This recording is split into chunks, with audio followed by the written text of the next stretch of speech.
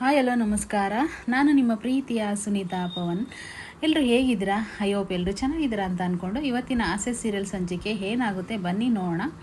ಇಲ್ಲಿ ನಿನ್ನೆ ಮಾತುಕತೆ ನಡೀತಾ ಇರುತ್ತೆ. ಅಂದರೆ ಸೂರ್ಯನು ಮೀನಾ ಇಬ್ಬರೂ ಪಾಪುನ ದತ್ತು ತಗೊಳ್ಳೋ ವಿಷಯ ಮಾತಾಡ್ತಾ ಇರ್ತಾರೆ. ಅಂದರೆ ಕೃಷ್ಣ ಅಲ್ಲಿ ಹಿಂದೆ ಕೂಡ ಅವಳು ರೋಹಿಣಿ ನೋಡ್ತಲೇ ಇರ್ತಾಳೆ.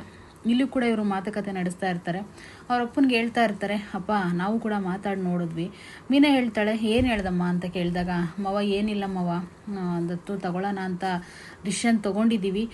ಅವ್ರ ಅಮ್ಮನ ಹತ್ರ ಒಂದು ಮಾತು ಕೇಳೋಣ ಅಂತ ಕೇಳಿದ್ದಕ್ಕೆ ಅವರು ಯೋಚನೆ ಮಾಡಿ ಹೇಳ್ತೀನಿ ಅಂತ ಹೇಳಿದ್ದಾರೆ ಮವ ಅಂತ ಕೂಡ ಹೇಳ್ತಾರೆ. ಅವಾಗ ಇವರಿಬ್ಬರು ಮಾತಾಡಿಕೊಂಡು, ಅಲ್ಲ ನೀವು ಈ ರೀತಿ ಹೇಳ್ತಿರಲ್ವಾ, ಇದಕ್ಕೆಲ್ಲ ಒಪ್ಪಬೇಕಲ್ವಾ, ಇದು ನಮ್ಮ 3 ಜನ ಡಿಸಿಷನ್ನೇ ಆದರೆ ಹೆಂಗೆ, ಮನೇಲಿ ಇನ್ನೂ ತುಂಬ ಜನ ಇದ್ದಾರಲ್ವ, ಅವ್ರನ್ನೂ ಒಪ್ಪಿಗೆ ತೊಗೋಬೇಕಲ್ಲ ಅಂತ ಅಂದಾಗ ಸೂರ್ಯ ಹೇಳ್ತಾನೆ, ಅಪ್ಪ ನೋಡಪ್ಪ, ನಮ್ಮಿಬ್ಬರು ಡಿಸಿಷನ್ ಅಂತಲ್ಲ, ನೀವೊಬ್ಬರು ಒಪ್ಕೊಂಡ್ರೆ ಸಾಕು, ನನಗೆ ಮನೋಜಿಂದು ಟೆನ್ಷನ್ ಇಲ್ಲ, ಸಕ್ಕರೆದು ಟೆನ್ಷನ್ ಇಲ್ಲ. ಫಸ್ಟ್ ಆಫ್ ಆಲ್ ನೀವು ಫಸ್ಟು ಒಪ್ಕೋಬೇಕಾಗುತ್ತೆ. ನೀವು ಒಪ್ಕೊಂಡ್ರೆ ಮಾತ್ರ ನಮಗೆ ಸಾಧ್ಯ. ಏಕೆಂದರೆ ನೀವೊಂದು ಒಪ್ಪಿಗೆ ಕೊಟ್ಟರೆ ನಾನು ಯಾರಿಗೂ ತಲೆ ಕೆಡ್ಸ್ಕೊಳಕ್ಕೆ ಹೋಗಲ್ಲಪ್ಪ.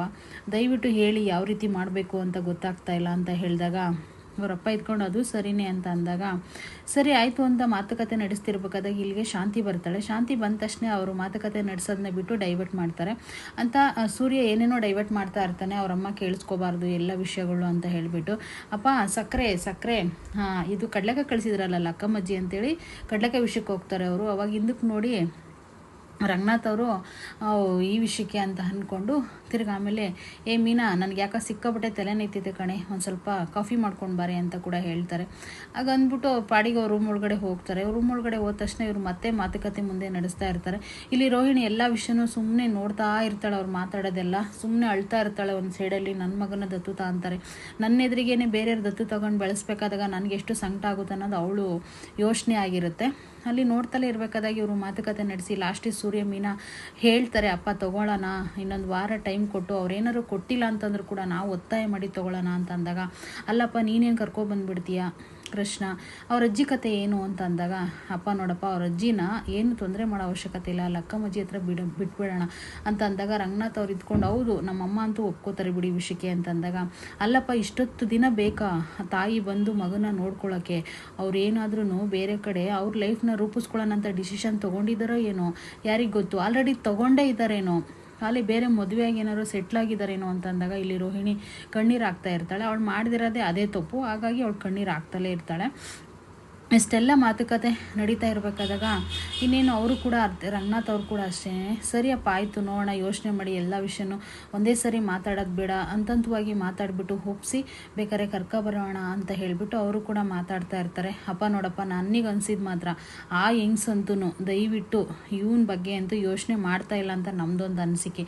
ಏಕೆಂದರೆ ಯೋಚನೆ ಮಾಡೋದಾದರೆ ಇಷ್ಟು ದಿನ ಒಬ್ಬನೇ ಅವ್ರ ಅಮ್ಮನಿಗೆ ಹುಷಾರಿಲ್ಲ ಅಂತಂದ್ರೂ ಕೂಡ ನೋಡೋಕ್ಕೆ ಬಂದಿಲ್ಲ ಅಂತಂದರೆ ಏನಪ್ಪ ಕತೆ, ಅವರೆಲ್ಲ ಹೋಗಿ ಏನೋ ಅವರು ಪ್ರಾಬ್ಲಮ್ ಸಾಲ್ವ್ ಮಾಡ್ಕೊಳಕ್ಕೋಸ್ಕರ, ಅವರು ಸಂತೋಷವಾಗಿರೋಣ ಅನ್ನೋ ಒಂದು ರೀಸನ್ಗೋಸ್ಕರ ಅವ್ರ ಲೈಫ್ನ ಅವ್ರು ಸೆಟ್ಲ್ ಮಾಡ್ಕೊಳಕ್ಕೆ ಹೋಗ್ತಿದ್ದಾರೆ. ನಾವು ಮಗುನ ಬಗ್ಗೆ ಯಾವುದೇ ಟೆನ್ಷನ್ ಮಾಡ್ಕೋತಾ ಇಲ್ಲ ಅವರು ಅಂತ ಸೂರ್ಯ ಹೇಳಬೇಕಾದಾಗ ರಂಗನಾಥ್ ಅವರು, ಆಯ್ತಪ್ಪ ನೋಡೋಣ, ನಾವು ಇದನ್ನು ಒಂದು ತೀರ್ಮಾನಕ್ಕೆ ಬರೋಣ, ಅಲ್ಲಿವರೆಗೂ ಸ್ವಲ್ಪ ವೆಯ್ಟ್ ಮಾಡು ಕ್ರಶ್ ಬಗ್ಗೆ, ನೋಡೋಣ ಮುಂದೆ, ನೀವು ಇಷ್ಟೆಲ್ಲ ಯೋಚನೆ ಮಾಡ್ತಿದ್ರಲ್ಲ ಅದಕ್ಕಿಂತ ಖುಷಿ ಇನ್ನೇನು ಬೇಕು ಅಂತಂದಾಗ ಮೀನೇ ಒಂದೇ ಮಾತು ಹೇಳ್ತಾಳೆ, ನೋಡಿ ಮವ, ದಯವಿಟ್ಟು ನನ್ನ ಗಂಡನ ಪರಿಸ್ಥಿತಿ ಯಾರಿಗೂ ಬರಬಾರ್ದು, ಏಕೆ ಅಂತಂದರೆ ತಾಯಿ ಇಲ್ಲ ಅವ್ರಿಗೆ, ಎಲ್ಲ ಇದ್ರೂ ಕೂಡ ತಾಯಿ ಇಲ್ಲ, ಎಷ್ಟು ಸಂಕಟ ಪಡ್ತಾ ಇದ್ದಾರೆ, ಆದರೆ ಕ್ರಶ್ಗೂ ಆ ಥರ ಪರಿಸ್ಥಿತಿ ಬರಬಾರ್ದು. ಅಪ್ಪ ಮವ, ಕೃಷ್ಣ ನಾವು ಸ್ವಂತ ಮಗನ ಥರ ಸಾಕ್ತೀವಿ, ಏನು ಗೊತ್ತಾ, ಅವನಿಗೆ ತಾಯಿಲನ್ನ ಕೊರಗೆ ಇರಬಾರ್ದು, ಆ ರೀತಿ ನಾನು ನೋಡ್ಕೊಳ್ತೀನಿ ಅಂತ ಕೂಡ ಹೇಳ್ತಾಳೆ ಮೀನಾ. ನನಗೆ ಮಗ ಆದರೂ ಕೂಡ ನಾನು ಚೆನ್ನಾಗಿ ನೋಡ್ಕೊತೀನಿ ಅಂತ ಕೂಡ ಹೇಳ್ತಾಳೆ. ಇದನ್ನೆಲ್ಲ ಕೇಳಿಸ್ಕೊಂಡಿದ್ದು ರೋಹಿಣಿ ಅವ್ರ ಅತ್ತೆ ಹತ್ರ ಹೋಗ್ತಾಳೆ. ಅವ್ರ ಅತ್ತೆ ಗಾಬರಿ ಪಡ್ತಾಳೆ, ಏನೋ ಮೀನಾ ಬಂದ್ಲ ಅಂತ ಹೇಳಿಬಿಟ್ಟು, ಏನಮ್ಮ ರೋಹಿಣಿ ಅಂತಂದಾಗ, ಅತ್ತೆ ಅಲ್ಲಿ ಏನು ಮಾತಾಡ್ಕೊತಿದ್ದಾರೆ ಗೊತ್ತಾ ಎಲ್ಲರೂ ಅಂದಾಗ, ಅಯ್ಯೋ ನನಗೆ ಎಲ್ಲ ಗೊತ್ತು ಅಂತ ಅಂತಾಳವಳು. ಏನತ್ತೆ ಗೊತ್ತು ಅಂದಾಗ, ಅವ್ರು ಮಾತಾಡ್ತಿರೋದು ಕಡಲೆಕಾಯಿ ಬಗ್ಗೆ ಅಲ್ವಾ ಅಂತ ಅಂದಾಗ, ಅಲ್ಲ ಅತ್ತೆ ಮಾತಾಡ್ತಿರೋದು ಅದನ್ನಲ್ಲ ಅಂದಾಗ, ದತ್ತು ತಗೊಳ್ಳೋ ವಿಷಯದ ಬಗ್ಗೆನೇ ಮಾತಾಡ್ತಿದ್ದಾರೆ ಅಂತಂದಾಗ, ಹೌದು ಅತ್ತೆ ಅವರು ದತ್ತು ತೊಗೊಳ್ತಾರಂತೆ, ಆ ಮಗು ಬಗ್ಗೆ ಮಾತಾಡ್ತಾ ಇದ್ರು, ನೀವು ಅದಕ್ಕೆ ಯಾವುದೇ ಕಾರಣಕ್ಕೆ ಒಪ್ಪಬಾರ್ದತ್ತೆ ನೀವು ಅಂತ ಹೇಳಿದಾಗ, ಅಲ್ಲ ಕಣೆ ಅವ್ರ ದತ್ತು ತಗೊಳ್ಳಿ, ಆಮೇಲೆ ಮನೆ ಕರ್ಕೊ ಬರಲಿ, ನನಗೊಂದು ಚಾನ್ಸ್ ಸಿಗುತ್ತೆ, ಅವರಿಬ್ಬರನ್ನ ಹೊರಗಡೆ ಹಾಕ್ತೀನಿ, ಆ ಮಗುನು ಸೇರಿಸಿ ಹೊರಗಡೆ ಹಾಕ್ತೀನಿ, ಅವ್ರು ಅದೇ ಕೆಲಸ ಮಾಡಲಿ, ನಾನು ಸುಮ್ಮನೆ ಇರ್ತೀನಿ ಏನು ಮಾತಾಡಲ್ಲ ಅಂತ ಹೇಳಿದಾಗ ಇವಳಿಗೆ ತುಂಬ ಫೀಲ್ ಆಗಿಬಿಡುತ್ತೆ, ನನ್ನ ಮಗ ಅಂತ ಹೇಳ್ಬಿಟ್ಟು ತುಂಬ ಫೀಲ್ ಮಾಡ್ಕೊತಾಳೆ. ಅತ್ತೆ ಏನತ್ತೆ ನೀವು ಈ ರೀತಿ ಹೇಳ್ತಾ ಇದ್ದೀರಾ ಅಂತಂದರೆ, ಯಾವುದೋ ಅನಾಥ ಮಗನ ಕರ್ಕೊಬಂದು ನಮ್ಮ ಮನೇಲಿ ಸಾಕ್ತೀವಿ ಅಂತಂದರೆ ನಾನು ಸುಮ್ಮನೆ ಇರ್ತೀನ, ಆ ಅನಾಥ ಮಗನಿಗೆ ಯೋಗ್ಯತೆನೇ ಇಲ್ಲ ಅಂತಂದಾಗ ಅತ್ತೆ ಅಂತ ಜೋರಾಗಿ ಕಿರ್ಚ್ಕೊಂತಾಳೆ. ಯಾಕಮ್ಮ ನೀನು ಆ ರೀತಿ ಕಿರ್ಚ್ಕೊತೀಯ ಅಂತಂದಾಗ, ಅಲ್ಲ ಅತ್ತೆ ಅವರು ತೊಗೊಂಡು ಬಂದು ಸಾಕ್ತಾರಂತೆ. ಬೇಡ ಅಂತ ಹೇಳಿ ನೀವು ಸುಮ್ಮನೆ ಅಂತಂದಾಗ, ಇಲ್ಲ ಸುಮ್ಮನಿರು ರೋಹಿಣಿ, ಅವ್ರು ಕರ್ಕೊ ಬರಲಿ, ನನಗೆ ಒಂದು ಚಾನ್ಸ್ ಸಿಗುತ್ತೆ ಹೊರಗಡೆ ಹಾಕೋಕ್ಕೆ, ನಾನು ಏನಂತ ತೋರಿಸ್ತೀನಿ ಅವ್ರ ಮುಂದೆ ಅಂತ ರೋಹಿಣಿಗೆ ಹೇಳ್ತಾಳೆ. ಅಲ್ಲ ಅತ್ತೆ, ನಿಮ್ಗೆ ಇನ್ನೊಂದು ವಿಷಯ ಗೊತ್ತಾ, ಅವರು ನಿನಗೆ ಗೊತ್ತಿಲ್ಲದಂಗೆ ಮಾತುಕತೆ ನಡೆಸ್ತಾ ಇದ್ದಾರೆ, ನೀನು ಮನೇಲಿ ಇದೆಯಾ ಅನ್ನೋದೇ ಇಲ್ಲ, ನೀನು ಬಂದ ತಕ್ಷಣ ಅವ್ರು ಸ್ಟಾಪ್ ಮಾಡಿ ಡೈವರ್ಟ್ ಮಾಡಿದ್ರು ವಿಷಯನ ಅಂತ ಕೂಡ ಚಾಡಿ ಹೇಳ್ತಾಳೆ ಅವ್ರ ಅತ್ತೆಗೆ. ಎಷ್ಟೇ ಚಾಡಿ ಹೇಳಿದ್ರು ಅವ್ರಿಗೊಂದೇ ಡಿಸಿಷನ್ನು, ಬಂದರೆ ಕರ್ಕೊಂಡು ಬಂದರೆ ಮನೆಯಿಂದ ಹೊರಗಡೆ ಹಾಕ್ತೀನಿ ಅಷ್ಟೇ, ಇನ್ನೇನು ಮಾಡಲ್ಲ ಅಂತ ಕೂಡ ಹೇಳಿಬಿಟ್ಟು, ರೋಹಿಣಿ ನೀನು ಒಂದು ಕೆಲಸ ಮಾಡಿ, ಟೆನ್ಷನ್ನ ಬಿಟ್ಟಾಕ್ಬಿಟ್ಟು ಫಸ್ಟು ಅವಳಿಗೆ ಕಾಫಿ ಥರ ಕೇಳಿದ್ದೆ ಮೀನಾಗಿ, ನಾನು ಹೋಗಿ ಕಾಫಿ ತೊಗೊಂಡು ಬಾ ಅಂತ ಹೇಳು, ನನಗೆ ತಲೆ ಚಟ್ನಿ ಆಗ್ತಾಯಿದೆ, ಯಾಕೋ ತಲೆ ಸರಿಯಿಲ್ಲ, ತಲೆ ಸಿಡಿತಾ ಇದೆ ಅಂತ ಕೂಡ ಹೇಳಿಬಿಟ್ಟು, ಏನಪ್ಪ ನನ್ನ ಕರ್ಮ ಇಂಥ ಸೊಸೆರನ್ನ ತಂದುಬಿಟ್ಟೆ, 3 ಜನ ಇದ್ದರೆ 3 ಜನನೂ ಒಂಥರ ಆಡ್ತಾರೆ ಅಂತ ಚಿಂತೆ ಮಾಡ್ತಾ ಇರ್ತಾಳೆ. ಇಲ್ಲ ಆಲ್ರೆಡಿ ಸ್ಕೂಲ್ ಚೇಂಜ್ ಮಾಡೋಕ್ಕೆ ರೋಹಿಣಿ ಫ್ರೆಂಡ್ ಜೊತೆ ಬರ್ತಾ ಇರ್ತಾರೆ. ಬಂದ್ಬಿಟ್ಟು ಯಾಕೆ ಈ ಥರ ಡಿಸಿಷನ್ ತೊಗೊಂಡಿದ್ಯಾ ಅಂತ ಫ್ರೆಂಡ್ ಕೇಳಿದಾಗ, ಇನ್ನೇನೇ ಮಾಡಲಿ, ಮನೆಯೂ ಚೇಂಜ್ ಮಾಡಬೇಕು, ಸ್ಕೂಲು ಚೇಂಜ್ ಮಾಡಬೇಕು, ಈಗ ಅರ್ಧ ವರ್ಷ ಆಗಿದೆ ಸ್ಕೂಲ್ ಅಷ್ಟೇನೆ, ಅರ್ಧ ವರ್ಷಕ್ಕೆ ಸ್ಕೂಲ್ ಚೇಂಜ್ ಮಾಡೋ ಪರಿಸ್ಥಿತಿ ಬಂದಿದೆ, ಏನು ಮಾಡೋದು, ಈ ರೀತಿ ದತ್ತು ತೊಗೊಳ್ತೀನಿ ನನ್ನ ಮಗುನೇ ಅಂತಂದರೆ ನಾನು ಸುಮ್ಮನೆ ಇರ್ತೀನ ಅಂತ ಕೂಡ ಮಾತುಕತೆ ಮಾತಾಡ್ಕೊಂಡು ಬರ್ತಾ ಇರ್ತಾರೆ. ಅಲ್ಲ ಕಣೆ, ಯೋಚನೆ ಮಾಡಿ ಒಂಚೂರು, ಇಲ್ಲಿ ಹೆಂಗಿದೆಯೋ ಏನೋ ಸ್ಕೂಲು, ಯಾವ ಥರ ಇದೆಯೋ ಸಿಚುವೇಶನ್ಸು, ಫೀಸೆಲ್ಲ ಎಷ್ಟಿರುತ್ತೋ ಏನೋ ಅಂತೇಳಿ ಫ್ರೆಂಡು ಅವರಿಬ್ಬರು ಮಾತಾಡ್ಕೊಂಡು ಬರ್ತಾ ಇರ್ತಾರೆ. ಹೇಗಾದರೂ ಇರಲಿ, ಯಾವ ಥರನ ಆಗಲಿ, ನನ್ನ ಮಗನಿಗೆ ಭವಿಷ್ಯತ್ತು ರೂಪಿಸ್ಬೇಕು ಅನ್ನೋದು ನನಗೆ ಯೋಚನೆ ಇರಲ್ವಾ, ಒಳ್ಳೆ ಸ್ಕೂಲ್ಗೆ ಸೇರಿಸ್ಬೇಕಂತಾನೆ ಇಂಥ ಸ್ಕೂಲ್ಗೆ ನಾನು ಬಂದಿರೋದಂತ ಮೇಡಮ್ನ ಹತ್ರ ಬಂದು ಮಾತಾಡ್ತಾ ಇದ್ದಾರೆ. ಮೇಡಮ್ ಆಲ್ರೆಡಿ ಅರ್ಧ ಸ್ಕೂಲ್ ನನ್ನ ಮಗನ ಮುಗಿದಿದೆ, ಏಕೆಂದರೆ ಪರ್ಸ್ನಲ್ ಪ್ರಾಬ್ಲಮಿಂದ ನಾವು ಮತ್ತೆ ಇಲ್ಲಿ ಸೇರಿಸೋ ಥರ ಬಂದಿದೆ ಪರಿಸ್ಥಿತಿ ಇವಾಗ ಅಂತ ಅಂದಾಗ, ಆಯ್ತಮ್ಮ ಫಾರಮ್ ಎಲ್ಲ ಫಿಲಪ್ ಮಾಡಿಕೊಡಿ, ಆದರೆ ಫೀಸ್ ಮಾತ್ರ ಫುಲ್ ಇರುತ್ತೆ, 1 ವರ್ಷದ ಫೀಸ್ ಕಟ್ಟಬೇಕಾಗುತ್ತೆ ಅಂದಾಗ, ಅಲ್ಲ ಮೇಡಮ್ ಅರ್ಧ ವರ್ಷದ ಫೀಸ್ ತೊಗೊಳ್ಳಿ ಅಂತಂದಾಗ, ಹಾಗೆಲ್ಲ ಆಗಲ್ಲ, ನಾವು ಇಂದಿಂದ ಮತ್ತೆ ಆ ಮಗುಗೆಲ್ಲ ಹೇಳ್ಕೊಡ್ಬೇಕಾಗುತ್ತೆ, ಹಾಗಾಗಿ ನಾವು ಫುಲ್ ಫೀಸೇ ತೊಗೊಳ್ಳೋದಂದಾಗ ಇವರಿಬ್ಬರು ಮಾತುಕತೆ ನಡೆಸ್ತಾ ಇರ್ತಾರೆ.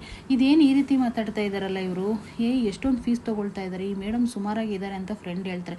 ನೀನು ಸುಮ್ಮನೆ ಇರು ತಾಯಿ, ನೀನೇನು ಮಾತಾಡಬೇಡ ಅಂತ ರೋಹಿಣಿ ಹೇಳ್ತಾಳೆ. ಮತ್ತು ನಿಮಗೆ ಇನ್ನೇನಾರ ಕೊಡಬೇಕು ಅಂತಂದಾಗ ಆಧಾರ್ ಕಾರ್ಡ್ ಆಗಿರ್ಬೋದು, ಮತ್ತು ಫಾರಮ್ ಫಿಲಮ್ಸ್ ಆಗಿರ್ಬೋದು, ಮಗುದು ಎಲ್ಲ ಕೊಡಬೇಕಾಗುತ್ತೆ, ಮತ್ತು ಫೀಸ್ ಕೂಡ ಕಟ್ಟಬೇಕಾಗುತ್ತೆ, ಈಗಲೇ ಫುಲ್ ಒಂದೇ ಸರಿ ಕಟ್ಟಬೇಕಾಗುತ್ತೆ ಅಂತ ಕೂಡ ಹೇಳ್ತಾರೆ. ಹಾಗೆ ಹೇಳಿದ ತಕ್ಷಣ ಮೇಡಮ್ ನನಗೊಂದು 2 ದಿನ ಟೈಮ್ ಕೊಡಿ, ನಾನು ಫುಲ್ ಕ್ಲಿಯರ್ ಮಾಡ್ತೀನಿ ಅಂತೇಳಿ ಹೊರಗಡೆ ಬಂದು ಮಾತುಕತೆ ನಡೆಸ್ತಾ ಇರ್ತಾರೆ. ಈ ಡೌಟು ಕ್ಲಿಯರ್ ಆಯ್ತಲ್ವಾ, ಇನ್ನೇನು ಈ ಪ್ರಾಬ್ಲಮ್ ಸಾಲ್ವ್ ಆಯಿತು, ಮನೇನೂ ಸಿಕ್ಕಿದೆ ಅಂತಂದಾಗ ರೋಹಿಣಿಗೆ ಅವ್ರ ಫ್ರೆಂಡ್ ಹೇಳ್ತಾರೆ, ಅಲ್ಲ ಕಣೆ ನೀನೀಗ ಮಗುಗೆ ಫೀಸು ಕಟ್ಟಬೇಕು ಫುಲ್ಲು, ಹಾಗೆಯೇ ನೀವು ಇದನ್ನು ಕೂಡ ಕಟ್ಟಬೇಕಲ್ವ, ಹೇಗೆ ಮೇಂಟೆನೆನ್ಸ್ ಮಾಡ್ತೀಯ ಅಂತಂದರೆ, ನಾನೆಲ್ಲ ಮೇಂಟೆನೆನ್ಸ್ ಮಾಡ್ತೀನಿ ಅಂತ ಕೂಡ ಹೇಳಿ, ನಾನು ಅಮ್ಮನಿಗೆ ಒಂದು ಕಾಲ್ ಮಾಡಿ ಈಗಲೇ ವಿಷಯ ತಿಳಿಸ್ತೀನಿ ಅಂತ ಅವ್ರ ಅಮ್ಮನಿಗೆ ಕಾಲ್ ಮಾಡ್ತಾಳೆ ರೋಹಿಣಿ.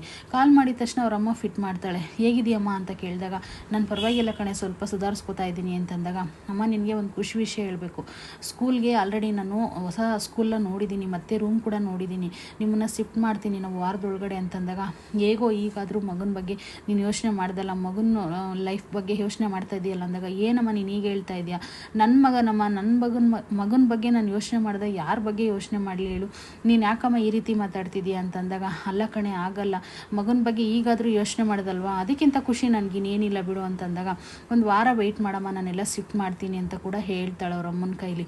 ತಿರ್ಗಾ ಇಲ್ಲಿ ಇವರು ರಂಗನಾಥ್ ಅವರು ಪೇಪರ್ನ ಓದ್ಕೊಂಡು ಏನೇನೋ ಆ ಪೇಪರಲ್ಲಿ ಬಂದಿರೋದೆಲ್ಲ ಓದ್ತಾ ಇರ್ತಾರೆ. ಅಲ್ಲಿಗೆ ಶಾಂತಿ ಅವರು ಕೂಡ ಬರ್ತಾರೆ. ಶಾಂತಿ ಬಂದ ತಕ್ಷಣ ಕೂತ್ಕೋತಾರೆ. ಏನೇ ಕಾಫಿ ಕುಡ್ದೇನೆ ಅಂತ ಕೇಳ್ತಾರೆ. ಹೌದು ರೀ, ಕಾಫಿ ಆಯಿತು, ನಿಂದು ಆಯಿತಾ ಅಂತ ಕೇಳ್ತಾರೆ. ಹೌದು ಆಯಿತು ಅಂತ ಅಂದಾಗ ತಿರ್ಗಾ ಅವಳು ಮೀನಾ ಬರ್ತಾಳೆ. ಮೀನಾ ಬಂದ್ಬಿಟ್ಟು ಮತ್ತೆ ಇನ್ನೊಂದು ಸರಿ ಕಾಫಿ ತಂದು ಕೊಡ್ತಾಳೆ. ಕಾಫಿ ತಂದು ಕೊಟ್ಬಿಟ್ಟು ಆ ಟಿ ವಿನ ಆನ್ ಮಾಡಿಗೆ ಅಂತ ಹೇಳ್ತಾಳೆ. ಅವಳು ಮೀನಾ ಇದ್ಕೊಂಡು ಟಿ ವಿನ ಆನ್ ಮಾಡ್ತಾಳೆ. ಇವಳು ನ್ಯೂಸ್ ಇಡು, ಏನಾದರೂ ನ್ಯೂಸಲ್ಲಿ ನೋಡೋಣ ಅಂತಂದರೆ ಇವಳು ಏನು ಮಾಡ್ತಾಳೆ, ಸಾಂಗ್ನ ಹಾಕೋಗ್ತಾಳೆ ಅಂತ ಹೇಳ್ಬಿಟ್ಟು ಬೈತಾ ಇರ್ತಾಳೆ. ಅದರಲ್ಲಿ ಬರೀ ಅಮ್ಮ ಅಮ್ಮ ಅಂತ ಸಾಂಗ್ ಬರ್ತಾ ಇರ್ತತೆ. ಇವತ್ತೇನು ಬರೀ ಅಮ್ಮ ಅಮ್ಮ ಅಂತಲೇ ಗೋಳು ಸಾಂಗು ಅಂತ ಶಾಂತಿ ಹೇಳ್ತಾ ಇರ್ತಾಳೆ. ಹಾಗಂದ್ರೆ ರಂಗನಾಥ್ ಏನಂತಾರೆ ಗೊತ್ತಾ, ಇವತ್ತು ಯಾಕೆ ಗೊತ್ತಾ ಅಮ್ಮ ಅಮ್ಮ ಸಾಂಗ್ ಬರ್ತಾ ಇರೋದು, ಇವತ್ತು ಮದರ್ಸ್ ಡೇ ಕಣೆ ಅಂತ ಅಂದಾಗ ಅವಳಿಗೆ ತುಂಬ ಫೀಲ್ ಆಗಿಬಿಡುತ್ತೆ. ಅಂದರೆ ನನ್ನ ಮಕ್ಕಳು ಯಾರೂ ವಿಶ್ ಮಾಡಿಲ್ಲ ಇಷ್ಟೊತ್ತಾದರೂ ಅಂತ ಹೇಳ್ಬಿಟ್ಟು ತುಂಬ ಫೀಲ್ ಮಾಡ್ಕೊತಾಳೆ. ಫೀಲ್ ಮಾಡಿಕೊಂಡು, ಯಾಕೆ ನಿನ್ನ ಮಕ್ಕಳು ಯಾರು ವಿಶ್ ಮಾಡಿಲ್ಲ ಅಂತ ತುಂಬ ಬೇಜಾರಾಗ್ತಿದೆಯಾ ನಿನಗೆ ಅಂತಂದಾಗ, ಹಾಗೇನಿಲ್ಲ ರೀ ನನಗೆ ಅಂತ ಕೂಡ ಹೇಳ್ತಾಳೆ. ಹೇಳಿದ ತಕ್ಷಣ ರೋಹಿಣಿ ಬರ್ತಾಳೆ. ಅತ್ತೆ ನಾನು ಹೋಗಿ ಬರ್ತೀನಿ ಅತ್ತೆ ಅಂತ ಅಂತಾಳೆ. ಮನೋಜ್ ಎಲ್ಲೋದ ಅಂತ ಕೇಳ್ತಾಳೆ. ಮನೋಜ್ ಅವ್ರಿಗೆ ಯಾವುದೋ ಒಂದು ಐಟಮ್ಸ್ ಎಲ್ಲ ಬರೋದಿತ್ತು, ಹಾಗಾಗಿ ಅವ್ರು ಬೇಗನೆ ಎದ್ಬಿಟ್ಟು ಹೋದ್ರು ಅಂತ ಅಂದಾಗ, ತಿಂಡಿ ತಿಂದೋದು ನಾನು ಅಂತಂದಾಗ, ಇಲ್ಲ ಅತ್ತೆ ಹೊರಗಡೆನೇ ತಿಂಡಿ ತಿನ್ಕೋತಾನೆ ಅಂತಂದಾಗ, ಯಾಕತ್ತೆ ಅಂತಂದಾಗ, ಇವತ್ತು ಮದರ್ಸ್ ಡೇ ನಮ್ಮ ರಂಗನಾಥ್ ಅವ್ರು ಹೇಳ್ತಾರೆ, ಇವತ್ತು ಮದರ್ಸ್ ಡೇ ಮಗ ವಿಶ್ ಮಾಡಿಲ್ಲ ಅಂತ ಫೀಲ್ ಮಾಡ್ಕೊಂಡಿದ್ದಾರೆ. ಅತ್ತೆ ಇವಾಗಲೂ ನೀವು ಇದನ್ನೆಲ್ಲ ನಂಬ್ತೀರಾ? ನಂಬೇಡಿ, ಅದಕ್ಕೆ ಇದೆಲ್ಲ ಸುಮ್ಮನೆ ಬಿಟ್ಟಾಕ್ಬಿಡಿ ಅಂತ ಹೇಳ್ಬಿಟ್ಟು ಅತ್ತೆ ಹೋಗಿ ಬರ್ತೀನತ್ತೆ ಅಂತ ಅವಳು ಕೂಡ ಆಗ ಅಂದ್ಬಿಟ್ಟು ಅದೇ ಹೋಗ್ತಾಳೆ. ಇಲ್ಲಿ ರೋಹಿಣಿ ತುಂಬ ಶಾಂತಿಯವರು ತುಂಬ ಫೀಲ್ ಮಾಡ್ಕೊಂಡು ಕಣ್ಣೀರು ಒರೆಸ್ಕೊತಾ ಇರ್ತಾರೆ. ಯಾಕೆ ನೀನು ಮುದ್ದಿನ ಮಗ ವಿಶ್ ಮಾಡಿಲ್ಲ ಅಂತ ನಿನಗೆ ಬೇಜಾರಾಗ್ತಿದೆಯಾ ಅಂತ ಕೂಡ ಕೇಳ್ತಾರೆ. ಆಗೇನಿಲ್ಲ ರೀ ಅಂತ ಕೂಡ ಹೇಳ್ತಾನೆ ಇವಳು ಶಾಂತಿ. ಹೇಳಿದ ತಕ್ಷಣವೇ ಇನ್ನೊಬ್ಬ ಮಗ ಸೊಸೆ ಇಬ್ಬರು ಬರ್ತಾರೆ, ಅಂದರೆ ರವಿ ಶ್ರುತಿ ಇಬ್ಬರು ಬರ್ತಾರೆ. ಅವರು ಕೂಡ ಡ್ಯೂಟಿಗೆ ಹೋಗೋಕ್ಕೋಸ್ಕರ ಅವರು ರೆಡಿಯಾಗಿರ್ತಾರೆ. ಆಲ್ರೆಡಿ ರೆಡಿಯಾಗಿಬಿಟ್ಟು ಇನ್ನೇನು ಬಂದ್ಬಿಟ್ಟು ರವಿ ಇದ್ಕೊಂಡು ಅಮ್ಮ ಹೋಗ್ಬಿಟ್ಟು ಬರ್ತೀವಿ ಅಂತಂದಾಗ ಸೊಸೆ ಕೂಡ ಶ್ರುತಿ ಅತ್ತೆ ನನಗೂ ಒಂದು ಡಬ್ಬಿಂಗ್ ಇದೆ ಅತ್ತೆ, ಹೊರಗಡೆ ಹೋಗಿ ತಿಂಡಿ ತಿನ್ಕೊತೀವಿ ಅಂತಂದಾಗ ಅಲ್ಲ ಕಣ ಏನಾರು ಹೇಳ್ದೇನೋ ಅಂತ ಕೇಳ್ತಾಳೆ ಮಗನ್ನ. ಇಲ್ಲ ಅಬ್ಬ ನಾನು ಏನು ಹೇಳಿಲ್ಲ, ಯಾಕಮ್ಮ ಅಷ್ಟೊಂದು ಟೆನ್ಷನ್ ಮಾಡ್ಕೋತೀಯ, ಹೋಗಿ ಬರ್ತೀನಿ ಅಂತ ಮಾತ್ರ ಹೇಳಿದೆ ಅಷ್ಟೇ ಅಂತಂದಾಗ ಅವನು ಕೂಡ ಮದರ್ಸ್ ಡೇ ಅನ್ನೋದೇ ಮರ್ತೋಗ್ಬಿಟ್ಟು ಅವನು ಕೂಡ ವಿಶ್ ಮಾಡಲ್ಲ. ತುಂಬ ಫೀಲ್ ಮಾಡ್ಕೊಂಡು ಅವರು ಕೂಡ ಅವ್ರ ಪಾಡಿಗೆ ಹೊರಟೋಗ್ತಾರೆ. ಮತ್ತು ಇಲ್ಲಿ ಇವಳು ಇನ್ನೂ ತುಂಬ ಫೀಲ್ ಮಾಡ್ಕೊತಾಳೆ, 2 ಮಕ್ಕಳು ವಿಶ್ ಮಾಡಲಿಲ್ಲಲ್ಲ ನನಗೆ, ಎಷ್ಟು ಮುದ್ದಿನ ಮಕ್ಕಳು ಅಂತ ಸಾಕಿದ್ದೆ ನಾನು ಅಂತಂದಾಗ ಶಾಂತಿ ಯಾಕೆ ಬೇಜಾರಾಗ್ತಿದೆಯೇನೆ ನಿನಗೆ, 2 ಮಕ್ಕಳು ವಿಶ್ ಮಾಡಲಿಲ್ಲ ಅಂತ ತುಂಬ ಫೀಲ್ ಆಗ್ತಿದೆಯಾ ಅಂತಂದಾಗ ಇಲ್ಲ ರೀ ಹಾಗೇನಿಲ್ಲ ಅಂತ, 3 ಜನ ಮಕ್ಕಳಿದ್ರು ನನಗೆ ಯಾರು ವಿಶ್ ಮಾಡಿಲ್ಲ ಅಂತ ಬೇಜಾರು ಮಾಡ್ಕೊಂಡು ಹೋಗ್ಬೇಕಾದಾಗ ಇಲ್ಲಿ ಆಲ್ರೆಡಿ ಕೇಕ್ ಅರೇಂಜ್ ಆಗಿರುತ್ತೆ. ಇದನ್ನು ಮಾಡಿರೋದು ಸೂರ್ಯ ಮೀನಾ ಅಂತಲೇ ಹೇಳ್ಬೋದು. ಅದನ್ನು ನೋಡಿ ತುಂಬ ಶಾಕ್ ಆಗುತ್ತೆ ಶಾಂತಿಗೆ. ಇದನ್ನೆಲ್ಲ ಯಾರು ರೆಡಿ ಮಾಡಿರೋದು ಅಂತ ಅವಳಿಗೆ ತುಂಬ ಶಾಕ್ ಆಗುತ್ತೆ. ಶಾಕ್ ಆದ ತಕ್ಷಣ ರಂಗನಾಥ್ ಅವರಲ್ಲಿಗೆ ಬರ್ತಾರೆ. ನೋಡಿ ಎಷ್ಟು ಚೆನ್ನಾಗಿ ಮಾಡಿದ್ದಾರೆ ಅಂತಂದಾಗ ತುಂಬ ಕಣ್ಣೀರು ಹಾಕ್ಬಿಡ್ತಾಳೆ. ಕಣ್ಣೀರು ಹಾಕಿದ ತಕ್ಷಣ ತುಂಬಾ ಫೀಲ್ ಆಗುತ್ತಂತಲೇ ಹೇಳ್ಬೋದು. ಅಂದ ತಕ್ಷಣ ಕಣ್ಣೀರು ಒರೆಸ್ತಾನೆ ರಂಗನಾಥ್, ಅಳ್ಬೇಡ ಸುಮ್ಮನಿರು ಅಂತ. ಅಲ್ಲಿಗೆ ಸೂರ್ಯ ಬರ್ತಾನೆ. ಸೂರ್ಯ ಬಂದ್ಬಿಟ್ಟು ಏನೋ ಸೂರ್ಯ ಈ ರೀತಿ ರೆಡಿ ಮಾಡಿದ್ಯಾ ಅಂತ ಹೇಳಿದಾಗ ಅಪ್ಪ ನನಗೆ ಮಗ ಅಂತ ಒಪ್ಕೊಂಡಿಲ್ಲ ಅಂತಂದ್ರೂ ಕೂಡ ನನ್ನ ಎತ್ತಿದ್ದಾರೆ, 9 ತಿಂಗಳು ಹೊತ್ತು ಸಾಕಿದ್ದಾರೆ, ಮತ್ತು ನನಗೆ ಅನ್ನ ಹಾಕಿದ್ದಾರೆ, ಮತ್ತು ನನಗೆ ವಿದ್ಯೆ ಬುದ್ಧಿ ಕಳಿಸಿದ್ದಾರೆ, ಮತ್ತು ನಿನ್ನಂಥ ಅಪ್ಪನೂ ಕೂಡ ನನಗೆ ಕೊಟ್ಟಿದ್ದಾರೆ. ಹೇಗಪ್ಪ ತಾಯಿ ಅನ್ನೋದು ಮರ್ತೋಗೋಕ್ಕಾಗುತ್ತೆ, ಅವ್ರಿಗೆ ಪ್ರೀತಿ ಇಲ್ಲ ಅಂತಂದ್ರೆ ಏನು, ನನಗೆ ಪ್ರೀತಿ ಇದೆಯಲ್ಲ ಅಂತ ಹೇಳ್ತಾರೆ. ಮೀನ ಇದ್ಕೊಂಡು ಅತ್ತೆ ಯಾವುದೇ ಮಗ ಆಗಲಿ ಅತ್ತೆ ಪ್ರೀತಿ ಇಲ್ದಲೆ ಖಂಡಿತವಾಗ್ಲೂ ಇರಲ್ಲ, ನೀವೇ ಅವ್ರನ್ನ ಸುಮ್ಮನೆ ದ್ವೇಷ ಮಾಡ್ತಾ ಇದ್ದೀರಾ, ಯಾಕೆ ಅಂತ ರೀಸನ್ ಅಂತೂ ಖಂಡಿತವಾಗ್ಲೂ ಗೊತ್ತಿಲ್ಲ, ನೀವು ಸುಮ್ಮನೆ ಅವ್ರನ್ನ ಈ ರೀತಿ ದ್ವೇಷ ಮಾಡ್ತಿದ್ದೀರಾ ಅಂತಂದಾಗ ಸೂರ್ಯ ಹೇಳ್ತಾನೆ ನೀನು ಅಲ್ಲಪ್ಪ ಮದರ್ಸ್ ಡೇ ಅನ್ನೋದು ನೆನಪಿಲ್ದಂಗೆ ಇರುತ್ತಾ, ಸೋಮವಾರ ಬಂದರೆ ಒಂದು ದೇವ್ರಿಗೆ ಪೂಜೆ ಮಾಡ್ತೀವಿ, ಮಂಗಳವಾರ ಬಂದರೆ ಒಂದು ದೇವ್ರಿಗೆ, ಬುಧವಾರ ಬಂದರೆ, ಗುರುವಾರ ಬಂದರೆ, ಶುಕ್ರವಾರ, ಶನಿವಾರ ಈ ರೀತಿ ಬಂದಂಗೆಲ್ಲ ಒಂದೊಂದು ಹೆಣ್ಣು ದೇವ್ರ ಪೂಜೆ ಮಾಡ್ತೀವಪ್ಪ ನಾವು. ಹಾಗಾಗಿ ನಾವು ಎತ್ತಿರೋ ತಾಯಿನ ಪೂಜೆ ಮಾಡೋದ್ರಲ್ಲಿ ಏನಪ್ಪ ತಪ್ಪಿದೆ, ಅವ್ರು ಹೇಗೆ ಬೆಳೆಸಿದ್ರು ಕೂಡ ನನ್ನ ಒಂಥರ ಚೆನ್ನಾಗೇ ಬೆಳೆಸಿದ್ದಾರೆ, ನನ್ನ ಈ ರೀತಿ ಪರಿಸ್ಥಿತಿಗೆ ದುಡಿಯೋಕ್ಕೆ ಅವಕಾಶ ಮಾಡಿಕೊಟ್ಟಿದ್ದಾರೆ ಅಂತ ಹೇಳಿ ಅವ್ರ ಅಮ್ಮನ ಬಗ್ಗೆ ತುಂಬ ಹೊಗಳ್ತಾರೆ. ಹೊಗಳಿದ ತಕ್ಷಣವೇ ರಂಗನಾಥ್ ಅವ್ರಿಗೆ ತುಂಬ ಖುಷಿ ಆಗುತ್ತೆ. ನೋಡ್ದೇನೆ ಶಾಂತಿ ಅಂತಂದು ಕೇಕ್ ಕಟ್ ಮಾಡು ಅಂತ ಹೇಳ್ಬಿಟ್ಟು ಕೇಕ್ನ ಕಟ್ ಮಾಡಿಸ್ತಾರೆ. ಅವಳು ಕೂಡ ಕೇಕ್ನ ಕಟ್ ಮಾಡ್ತಾಳೆ, ಹತ್ಕೊಂಡೇ ಕಟ್ ಮಾಡ್ತಾಳೆ. ತಿರ್ಗಿ ಆಮೇಲೆ ಕಟ್ ಮಾಡಿದ ತಕ್ಷಣವೇ ಆ ಕೇಕ್ನ ಫಸ್ಟು ರಂಗನಾಥ್ ಅವ್ರಿಗೆ ತಿನ್ನಿಸ್ತಾಳೆ. ರಂಗನಾಥ್ ಅವ್ರಿಗೆ ತಿನ್ನಿಸಿದ ತಕ್ಷಣವೇ ರಂಗನಾಥ್ ಅವ್ರು ಇದ್ಕೊಂಡು ಫಸ್ಟು ಮಗನಿಗೆ ತಿನ್ನಿಸು ಕೇಕ್ನ ಅಂತ ಕೂಡ ಹೇಳ್ತಾರೆ. ತಿನ್ನಿಸು ಅಂತ ಹೇಳಿದ ತಕ್ಷಣವೇ ಅವಳು ಕೇಕ್ ಕಟ್ ಮಾಡ್ತಾಳೆ. ಕಟ್ ಮಾಡಿಬಿಟ್ಟು ಮಗನ ಬಗ್ಗೆ ಫೀಲಿಂಗು ಮಾಡ್ಕೊತಾಳೆ. ಎಲ್ಲನೂ ಇರುತ್ತೆ, ಆಸೆ ಒಳಗಡೆನೇ ಇರುತ್ತೆ. ಅವಳಿಗೆ ಏನಾಗುತ್ತೋ ಗೊತ್ತಿಲ್ಲ, ಒಂದೊಂದ್ಸರಿ ಅವನ ಮೇಲೆ ಅಷ್ಟು ಕೋಪ ಬಂದ್ಬಿಡುತ್ತೆ ಅಂತಲೇ ಹೇಳ್ಬೋದು. ತಿರ್ಗಿ ಆಮೇಲೆ ಅವ್ರ ಮುಖ ನೋಡ್ತಾ ಇರ್ತಾಳೆ. ಫಸ್ಟು ರಂಗನಾಥ್ಗೆ ಹಿಂಗೆ ಬಾಯಕ್ಕೆ ಇಡ್ತಾಳೆ. ಆಮೇಲೆ ರಂಗನಾಥ್ ಇದ್ಕೊಂಡು ಫಸ್ಟು ತಿನ್ನಿಸು ಅವ್ರಿಗೆ ಅಂತ ಕೂಡ ಹೇಳ್ತಾನೆ. ಹೇಳಿದ ತಕ್ಷಣ ಹಿಂಗೆ ತಿರುಗ್ತಾಳೆ. ಆಮೇಲೆ ಅವಳಿಗೇನೋ ಒಂದು ನೆನಪಾಗ್ಬಿಡುತ್ತೆ. ತುಂಬಾ ಫೀಲ್ ಆಗುತ್ತೆ ಅಂತಲೇ ಹೇಳ್ಬೋದು. ಯಾಕೆ ಅಂತಲೇ ಗೊತ್ತಿಲ್ಲ, ಅವನು ಏನು ಮಾಡಿರ್ತಾನಂತಾನೆ ಅನ್ನೋದೇ ಗೊತ್ತಿರಲ್ಲ. ಅವನು ಏನೋ ಕುಡ್ಕೊಬಂದು ಏನಾದ್ರು ಮಾತಾಡಿರ್ತಾನೆ ಅಂತ ಅನ್ನಿಸ್ತಾ ಇದೆ ನನಗಂತೂ. ತಿರ್ಗಿ ಆಮೇಲೆ ಅವಳು ಹತ್ಕೊಂಡೇ ಹಾಗೇ ವಾಪಸ್ ತಿರುಗ್ತಾಳೆ ಇಡಬೇಕು ಅಂತೇಳಿ ಹೇಳಿಬಿಟ್ಟು ಅವಳು ಕೇಕ್ನ ಬಾಯಿ ಒಳಗಡೆ ಇಡಲ್ಲ. ನೋಡೋಣ ಮುಂದೆ ಸಂಚಿಕೆಯಲ್ಲಿ ಏನಾದರೂ ಕೇಕ್ನ ತಿನ್ನಿಸ್ತಾಳ, ತಾಯಿ ಮಗ ಇಬ್ಬರು ಒಂದಾಗ್ತಾರ, ಅವನ ಪ್ರೀತಿ ಏನಂತ ಶಾಂತಿಗೆ ಗೊತ್ತಾಗುತ್ತಾ ಅಂತ ಹೇಳ್ಬಿಟ್ಟು ಮುಂದಿನ ಸಂಚಿಕೆಗಳಲ್ಲಿ ನೋಡ್ತಾ ಹೋಗೋಣ. ಇದಾಗಿತ್ತು ಇವತ್ತಿನ ಸಂಚಿಕೆ. ಮತ್ತೆ ನಾಳೆ ನಿಮ್ಮ ಜೊತೆ ಸಿಗ್ತೀನಿ ಒಳ್ಳೆ ವಿಡಿಯೋ ಜೊತೆ. ಅಲ್ಲಿವರೆಗೂ ಎಲ್ಲರಿಗೂ ಟೇಕ್ ಕೇರ್, ಬಾಯ್.